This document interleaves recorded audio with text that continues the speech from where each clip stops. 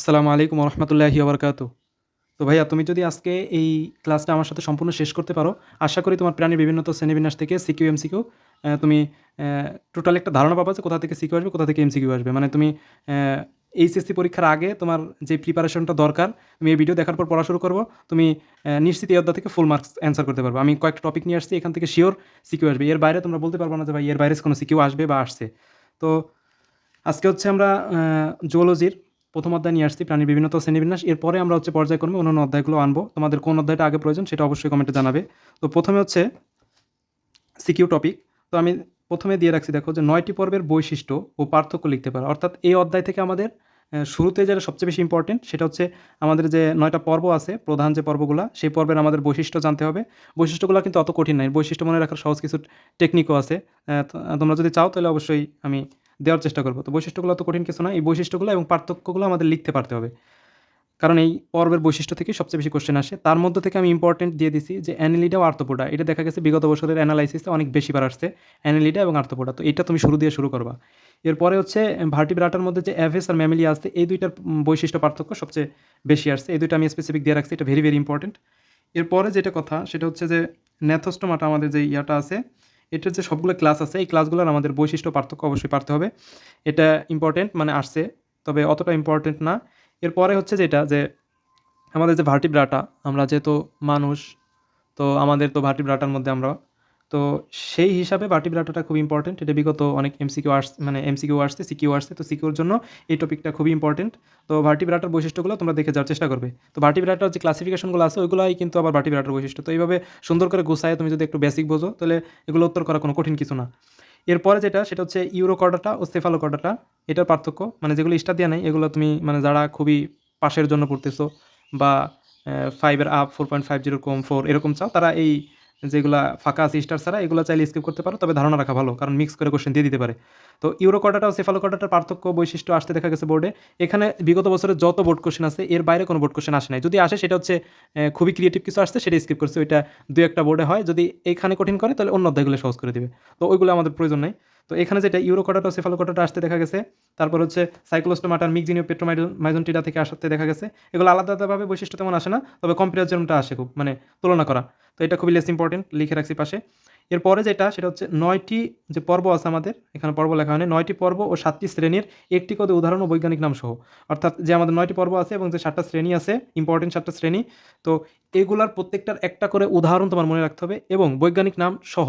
কারণ হচ্ছে তুমি বোর্ড কোশ্চেন যদি খুলে দেখো তাহলে দেখবা যে সরাসরি এরকম আসছে যে 9টি পর্বের একটা করে উদাহরণ লেখো বৈজ্ঞানিক নাম সহ, এভাবেও ডিরেক্ট কোশ্চেন আইছে। এরপরে তুমি যখন পর্বের বৈশিষ্ট্য পড়তে যাবা তখন তুমি যদি, বা পার্থক্য পড়বা, তখন তোমার যদি একটা উদাহরণ জানা থাকে তাহলে উদাহরণটা একটা পার্থক্য হয়ে গেল। তো এটা মাস্ট পড়বা, এটা খুব ইম্পর্টেন্ট। এরপরে হচ্ছে যেটা খুবই ইম্পর্টেন্ট সেটা হচ্ছে কর্ডেট ও নন কর্ডেটের পার্থক্য। এখান থেকে বিগত বছরে খুব বেশি কোশ্চেন আসতে দেখা গেছে কর্ডেট এবং নন কর্ডেটের পার্থক্য থেকে, অর্থাৎ মেরুদণ্ড ও অমেরুদণ্ডের এটাও আসে খুব একই আর কি, কিছু অল্প কিছু ভাষার ভিতরে পার্থক্য আছে। অস্থি এবং তরুণাস্থিময় মাছ, আবার মনে করেন অস্থি আর তরুণাস্থির পার্থক্য না, অস্থি এবং তরুণাস্থিময় যে মাছগুলো আছে দুই ধরনের, এদের পার্থক্য। আবার যেই 3 ধরনের আমাদের এখানে মাছের যে শ্রেণী আছে, ওই 3 ধরনের শ্রেণীরও কম্প্রিহেনশনটা আসে, বিশেষ করে এমসিকিউতেও আসে, অর্থাৎ ওইগুলোর তুলনা আমাদের পড়তে হবে। তো এরপরে যেটা সিলোমের বর্ণনা উইথ ক্লাসিফিকেশন, অর্থাৎ সিলোমের যে শ্রেণী বিভাগ আছে এটা সহ আমাদের বর্ণনা পড়তে হবে। এটাও বিগত বছর আসতে দেখা গেছে, আর এটা খুবই একবারের মতো হয়তো আসছে যে শ্রেণীবিন্যাসের প্রয়োজনীয়তা। তো এই যে টপিকগুলা ঘুরে ফিরে এই টপিকগুলা থেকেই হয়তোবা কোনো বোর্ডে একটু ব্যতিক্রম ভাষা ইউজ করছে বা একটু ঘুরাই দিছে, বা এটার সাথে ওইটার তুলনা পর্বের মধ্যে না রেখে শ্রেণীর সাথে, মানে এভাবে মিক্স আপ করে এই টপিকগুলোর বাইরে আলটিমেটলি কিছু দেয় নাই। শুরুর দিকে অনেক গ্যাঞ্জাম আছে, অনেক প্রজাতি নিয়ে আলোচনা, শ্রেণীবিন্যাস হ্যান ত্যান, এই সেই বহুত ঝামেলা আছে। তো কিছুই না ভাই, তুমি এই কয়টা টপিক পড়ে যাও, এর বাইরে তোমার যদি সিকিউ আসে তারপর বলে যে ভাই এর বাইরে আমাদের সিকিউ আসছে। হ্যাঁ আসতে পারে, তবে এর বাইরে যদি আসে, খুব যদি কঠিন হয় তাহলে আমাদের অন্য অন্য অধ্যায়গুলো সহজ হবে। সেটা যদি তুমি না পারো এটা কেউই পারবে না, ওর জন্য তুমি অন্যদের থেকে পিছিয়ে যাবে না। তো এই অধ্যায় এই টপিকগুলো তুমি শেষ করে দাও। স্টারের বিবেচনায় তুমি এই 3টা মিস করো না, এই যে এটা মিস করো না, এটা মিস করো না, এটা মিস করো না, আর এটাও ইম্পর্টেন্ট আছে। তো এইগুলো তুমি আগে পড়ো, এরপরে সবগুলো একবার একটু দেখে রাখো। এরপরে এই অধ্যায় থেকে যেটা সবচেয়ে বেশি ইম্পর্টেন্ট সেটা হচ্ছে যে এই অধ্যায়ের চিত্রগুলো তুমি দেখবা যে উদ্দীপকের চিত্র দিয়ে দিছে, তোমাকে চিহ্নিত করতে বলছে। আমি তোমাকে বলে দিই দুইভাবে উদ্দীপক আসবে এখান থেকে। একটা হচ্ছে তোমাকে চিত্র দিয়ে দিবে, চিত্র দিয়ে বলবে যে এটা কোন পর্বের প্রাণী, তারপরে তোমার ওই পর্বের বিভিন্ন বৈশিষ্ট্য চাবে, তুলনা চাবে, 2-3টা দেখা যায় চিত্র দিয়ে দিবে, এক উদ্দীপক। আর 2 নম্বর আরেক ধরনের উদ্দীপক আসবে যে বৈশিষ্ট্য দিয়ে দিবে, কিন্তু তোমার ওই বৈশিষ্ট্য থেকে আসতে হবে যেটা কোন পর্বে, তারপরে তোমার যদি এই উদ্দীপকে চিহ্নিত না করতে পারো তাহলে কিন্তু এই অধ্যায় তুমি সৃজনশীল অ্যান্সার করতে পারবে না। এই হলো দুইভাবে উদ্দীপক আসবে। আর একটা হলো যেটা আমাদের জানতে হবে যে উন্নত কোনগুলা অনুন্নত কোনগুলা। আমাদের হচ্ছে পরিফেরা, নিডারিয়া, প্লাটিয়াল মিন্থিস এইভাবে কর্ডাটা পর্যন্ত গেছে।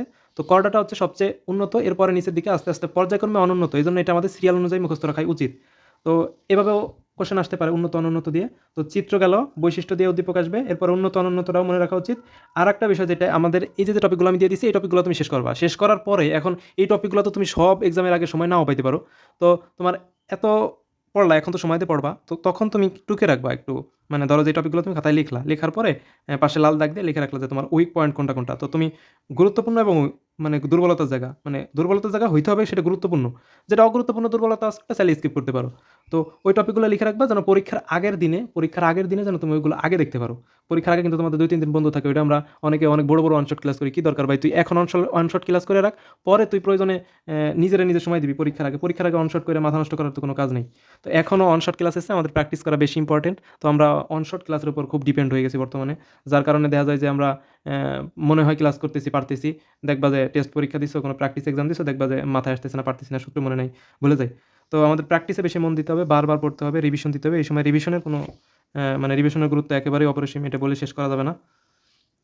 তো আরেকটা যেটা মানে বলতে ভুলে গেছি, সেটা হচ্ছে আমাদের যদি কর্ডাটা পর্বের সাথে অন্য কোনো পর্বের পার্থক্য চাই, সেক্ষেত্রে আমাদের মধ্যে কনফিউশন তৈরি হয় যে এক গাইডে এক এক রকম দেওয়া আছে, যে কোথাও কর্ডেট নন কর্ডেটের পার্থক্য দেওয়া, আবার কোথাও কর্ডেটের সাথে ওই কর্ডাটার সাথে অন্যটার দেওয়া। তবে যারা একটু ভালো এই প্লাসের আশা করতেছো, তারা কর্ডাটার সাথে অন্য কোনো কিছুর যদি পার্থক্য দেয়, তাহলে তুমি অবশ্যই কর্ডাটা আর ওই পর্বের পার্থক্য তো করবাই, সাথে যদি পারো কর্ডেট আর নন কর্ডেটের পার্থক্যটাও দেখাই দিবা। তো চলো এখন এক নজরে কিছু এমসিকিউ আমি দেখানোর চেষ্টা করি যে এমসিকিউ কোথা থেকে অনেক বেশি বেশি আসে। এই টপিকগুলো না পড়ে এমসিকিউর জন্য হলে যাও না আর কি। এমসিকিউতে তো আসলে অধ্যায় স্কিপ করার কোনো সিস্টেম নাই, যদি তুমি সিকিউতে করতে পারো চাইলে এই অধ্যায় স্কিপ। তবে এই অধ্যায় যে এত গুরুত্ব, আমি চ্যাপ্টার সিলেকশন যে ভিডিও আছে ভিডিওতে আমি বলছি, এই অধ্যায় তোমার মিস করা যাবেই না, তাহলে খুব বিপদে পড়বা। তো সেই হিসেবে এই অধ্যায় সিকিউ তোমরা অ্যান্সার অবশ্যই করবে। তো এখান থেকে তুমি এখানে তেমন পড়ার কিছু নাই, শুধু এর নামটা পড়তে পারো পড়লে। এরপরে হচ্ছে এখানেও তেমন পড়ার নাই, তুমি 3টে প্রকারভেদ একটু জানিয়ে রাখবে। এরপরে যেটা এখান থেকে আর পড়ার দরকার নাই, পড়বা যেটা সবচেয়ে ইম্পর্টেন্ট সেটা হচ্ছে যে এইখানে আমাদের যে উদাহরণগুলো আছে, মানে প্রকারভেদ, এই যে উদাহরণ, মানে এই অধ্যায় টোটালি তোমার আমি যদি বলি, এই অধ্যায় থেকে তুমি শুধু উদাহরণ মুখস্থ করবা, শুধু উদাহরণ, এই অধ্যায় থেকে বেশি আসবে উদাহরণ। তো এগুলো আসলে মনে রাখা যায়। কোষীয় মাত্রার গঠন, এটা কার বৈশিষ্ট্য, পরিফেরা, এই যে এটা সিরিয়াল অনুযায়ী তুমি যদি মনে রাখো, এগুলো আসলে পড়ার টেকনিক আছে, মানে খুবই সহজভাবে পড়া যায়। তো এটা আমি পরে কখনো দেখানোর চেষ্টা করবো, জানি না সম্ভব হবে কিনা। তো এখান থেকে এগুলো মনে রাখবে, এর উদাহরণগুলো মনে রাখবে, কোনটার কী উদাহরণ। তো এখানেও সেম কথা, কোনটার কী উদাহরণ সব মনে রাখবে, এক স্তর, দ্বিস্তরী, ভ্রূণ স্তর, এগুলো সব মনে রাখার চেষ্টা করবে। আর যে কথাগুলো সেটা হচ্ছে যে এখানেও আসলে উদাহরণের বাইরে এখানে পড়ার কিছু নাই। তো তুমি এখানে এগুলো উদাহরণগুলো সব দেখে নিবা। আর আমি যে বই দেখাচ্ছি এক নজরে একটু দেখে নিও, যে যা দাগানো আছে এগুলো একটু দেখার চেষ্টা করো। তো এখানে সবই ওরকম, বেসিক থেকে সেরকম কিছু নাই। তো এখানে আমার মনে হয় যে আর দেখানোর প্রয়োজন নাই, কারণ এই অধ্যায় হচ্ছে সম্পূর্ণই বৈশিষ্ট্য এবং উদাহরণের উপর ডিপেন্ডেন্ট। এই অধ্যায় থেকে তুমি এমন কোনো কোশ্চেন পাবা না, মানে অর্থাৎ এমসিকিউ পাবা না যেগুলো বৈশিষ্ট্য এবং উদাহরণের বাইরে আসছে। তো তোমার এই অধ্যায় আসেই তো এই অধ্যায় উদাহরণের বৈশিষ্ট্য, তাছাড়া তো এই অধ্যায় কিছু নাই। আর এখান থেকে তুমি শ্রেণীবিন্যাস থেকে কিছু এমসিকিউ আসতে পারে, বৈজ্ঞানিক নাম আসার সম্ভাবনা খুবই কম। এই স্তর টিস্তর এগুলো দেখে রাখতে পারো, আর কোন বিজ্ঞানী কী করছে এগুলো একটু দেখে রেখো। আর হচ্ছে বৈশিষ্ট্যগুলো মন দিয়ে পড়তে হবে, বৈশিষ্ট্যগুলো ইম্পর্টেন্ট, বৈশিষ্ট্যগুলো থেকে আমাদের এমসিকিউ হবে। তো এভাবে ধরে ধরে দেখাতে অনেক সময় লাগবে, তোমাদের সময় নষ্ট করবো না এখন নিজেদের পড়ার সময়। তো লার্ভা দশাগুলো ইম্পর্টেন্ট, তো এইভাবে শেষ পর্যন্ত সব শেষ করে নিও। বিশেষ করে এই যে যেগুলো হচ্ছে খুব হাইলাইটেড জিনিস, যেমন রেট্রোগ্রেসিভ মেটামরফোসিস, তারপর হচ্ছে রিভার্স পেরিস্টালসিস, এরকম কিছু ইউনিক ইউনিক বৈশিষ্ট্য আছে যেই শব্দগুলো সম্পূর্ণ বইতে ওই শব্দটা দ্বিতীয়বার রিপিট হয় নাই, এগুলো হচ্ছে খুবই ইম্পর্টেন্ট আসার মতো। তো এই পর্যন্তই আর কি, এমসিকিউ প্রিপারেশন এইভাবে নিও আর কি। এই অধ্যায়টা একটু গুরুত্ব দিয়ে পড়ো, কারণ এই অধ্যায় শুরুর অধ্যায়, তো এই অধ্যায় থেকে বিগত বছরে অনেক বেশি এমসিকিউ আসছে। তারপর হচ্ছে এই পর্ব বা শ্রেণীর কিছু অন্য নাম আছে বা অন্য নামে ডাকা হয়, এগুলো একটু দেখার চেষ্টা করো। উদাহরণগুলো খুবই ইম্পর্টেন্ট ভাইয়া, উদাহরণের বাইরে আর বৈশিষ্ট্যের বাইরে এই অধ্যায় মূলত কিছু নাই। এই বক্সগুলো দেখবে, কারণ সারা বই খুলে এই বক্স থেকেই দেখা যায় কোশ্চেন করে দিচ্ছে। তো আজকে প্রাণীর বিভিন্নতা শ্রেণীবিন্যাস নিয়ে এই ছিল। পরবর্তী ক্লাসে হয়তো আমরা পরিপাক বা রক্ত নিয়ে আলোচনা করব। তো তোমাদের যে দুর্বলতা আছে, যে অধ্যায় বা যে অধ্যায় সাজেশন বা যেই সাবজেক্টের সাজেশন তোমাদের প্রয়োজন এই সময়, আর যে কোনো ধরনের গাইডলাইন বা যে কোনো সমস্যা আমাদের সাথে শেয়ার করতে পারো। তোমাদের মতামত অবশ্যই কমেন্টে জানাবে। তো আজকে এই পর্যন্তই ছিল। সবাইকে সালাম, আসসালামু আলাইকুম ওয়া রাহমাতুল্লাহি ওয়া বারাকাতুহু।